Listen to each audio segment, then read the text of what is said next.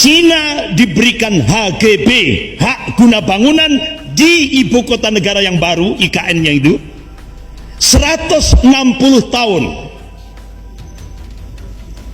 Artinya ini penjajahan tanpa perang. Namanya saja elegan, investasi. Jadi nama investasi itu ternyata artinya itu penjajahan. Gitu. Jadi benar-benar elegan sekali kalau kita dengar investasi. Ternyata itu sebuah strategi penjajahan. Akhirnya pemerintah memberikan kebijakan Cina boleh masuk ke Indonesia dengan HGB, hak guna bangunan 160 tahun. Dan diberikan hak lagi apa? Bebas pajak selama 30 tahun. Ditambah lagi diskon pajak 350%. Berarti kan nikmat ini. Ini satu kenikmatan. Ya, bukan nikmatul iman wal Islam ini, Pak. Tapi ini Cina itu kenikmatan bagi kami. Tanpa perang kami sudah menguasai Indonesia. Tanda-tanda yang ketiga, pemerintah mengeluarkan policy lagi, kebijakan lagi. Apa? Visa second home. Artinya apa? Sekarang kalau kita ngurus visa itu kan biasa rata-rata 5 tahun ya, Mbak. Ini 10 tahun. Artinya warga negara Cina daratan boleh nempat di Indonesia 10 tahun, baru kemudian ngurus lagi visanya. Akhirnya apa yang terjadi, Bapak-bapak, Ibu-ibu yang dimuliakan Allah? Begitu policy visa second home dimunculkan, akhirnya rakyat Cina daratan tiap hari memenuhi Bandara Soekarno-Hatta, Bandara Kendari, Bandara Manado. Tiap hari berbondong-bondong. Apalagi Wakil Perdana Menteri Cina Liu Yangdong ketika pidato di auditorium FISIP Universitas Indonesia, beliau mengungkap konsekuensi Cina memberikan bantuan hutang kepada Indonesia tahap pertama 647 triliun. Syarat yang pertama, karena Cina tidak punya istilah freelance, makan siang gratis, tidak ada istilah itu.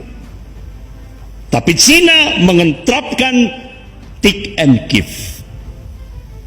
Kami beri hutang kepada Indonesia, tapi Indonesia harus mematuhi syaratnya. Apa syarat yang pertama? Cina mengajukan syarat yang pertama, agama harus dipinggirkan dalam kehidupan berbangsa dan bernegara. Itu artinya apa?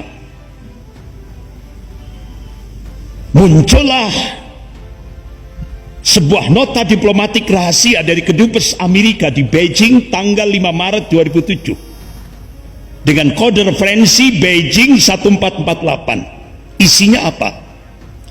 Pemerintah Cina akan melakukan akselerasi, percepatan, ingin menjadikan umat Islam di Indonesia itu Muslim sekuler. Pemerintah sekuler. Artinya apa? Agama hanya sebatas pribadi. Tidak boleh digunakan, agama tidak boleh digunakan dalam kehidupan berbangsa dan bernegara. Itu Pak. Kemudian syarat yang kedua, Cina mengajukan syarat yang kedua. Ketika Cina memberikan bantuan hutang tahap pertama 647 triliun, 10 juta rakyat Cina daratan wajib masuk Indonesia. Target 2020. Akhirnya Duta Besar Cina untuk Indonesia menyampaikan di depan wartawan, warga negara kami tiap tahun masuk ke Indonesia 2 juta per tahunnya, sampai 2020 genap 10 juta. Akhirnya pemerintah memfasilitasi dengan ucapan ahlan wa sahlan.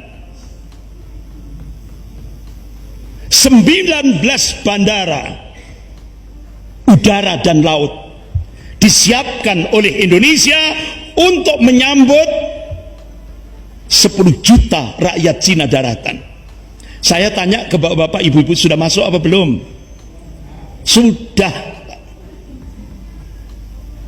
Bahkan diprediksi 2024 kalau 10 proyek reklamasi itu jadi, termasuk di Teluk Benoa Bali, akan ada 200 juta rakyat Cina daratan yang akan menempati 10 proyek reklamasi itu. Akhirnya mantan ketua BIN dan mantan gubernur DKI, yaitu Bapak Jenderal Sutioso, memberikan warning kepada Indonesia, hati-hati. Rakyat Cina daratan yang datang ke Indonesia itu tidak akan balik ke Cina lagi. Terus akhirnya saya ini, Pak, pada orang-orang sepuh itu, saya tanya, gimana prediksi Joyoboyo? Wong Jawa kari separo, wong Cina kari sak judo. Berarti apa yang dikabarkan oleh Rasulullah akan terjadi peperangan antara kaum muslimin dan mata sipit. Itu kan hadisnya sahih, ya kan? Tapi peperangannya terjadi di mana? Wallahu a'lam, hanya Allah yang tahu. Jadi itu yang sering disebut dengan Ya'jud wal Ma'jud. Cirinya matanya sipit, hidungnya pesek. Itu Rasulullah sudah memberikan kabar, ya kan? Ya. Tapi wallahu a'lam kapan peperangan itu terjadi. Kalau dikorelasikan dengan prediksi Joyoboyo, wong Jawa kari separo, wong Cina kari sak judo. Nah, prediksi Joyoboyo ini ternyata jadi kenyataan itu. Zaman edan, nek ora edan ora keduman. Tapi bejo-bejone wong kang eling lan waspada. Artinya apa? Menurut konsep Islam itu bukan zamannya yang edan, tapi orangnya yang edan. Itu menurut konsep Islam. Tapi kalau Joyoboyo zamannya yang edan. Nah, ternyata terjadi di Indonesia. Jadi sekarang kalau kepingin punya jabatan harus gila dulu. Harus gila dulu, Pak, baru dapat jabatan. Atau kalau bahasa agamanya, kita harus jadi munafik dulu, baru dapat jabatan. Itu di Indonesia itu bukan rahasia lagi. Makanya sekarang di Indonesia berbondong-bondong jadi orang munafik. Itu berbondong-bondong, ya kan? Kenapa kok saya bisa menyebut berbondong-bondong? Karena di baliknya ada min amplopi bin fulus, ada iming-iming jabatan. Itu sekarang di Indonesia lagi tren. Padahal ini bapak-bapak, ibu yang dimuliakan Allah. Allah ingatkan dalam surah Al-Maidah ayat 145 itu kalau tidak salah. A'udzubillahi minasyaitonir rajim, innal munafiqin fid darkil asfali minan nar.